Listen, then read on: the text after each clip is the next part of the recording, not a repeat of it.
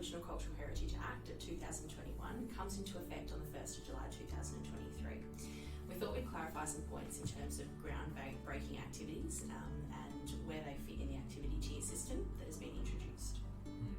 Because as I understand it, Matilda, the basis for going through a due diligence process is this concept of ground disturbance. Yes, correct. So what can you tell us about that? So the new Act requires has categorised ground disturbance according to different tiers. So ground disturbance for an agricultural activity, for instance, is separated into different tiers. You have Tier 1, Tier 2 and Tier 3.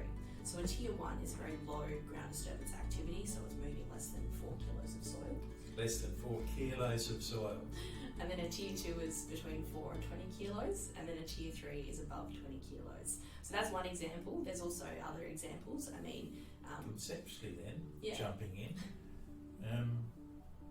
simply seeding is going to move more than 4 kilos or even 20 kilos of soil. Yeah, indeed. There's many agricultural activities that are going to fit into Tier 3 purely because of the size and scale of agricultural practices in today's age.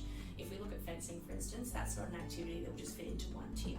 If you're undertaking maintenance on a fence that doesn't require any clearing, it could fall into a Tier 1, for instance, fixing a strainer post.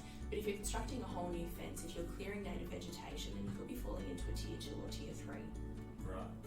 And I know there's the like-for-like concept as well. Yes. That comes into play, and that might exclude people from going through a due diligence process. And we'll deal with that in a separate video.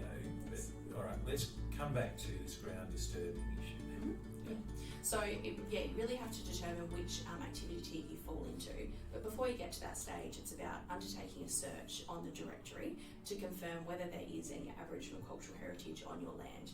Once you know the answer to that question, it'll then determine which activity tier you look at for your activity, and then which due diligence assessment process you undertake. Thanks, Matilda.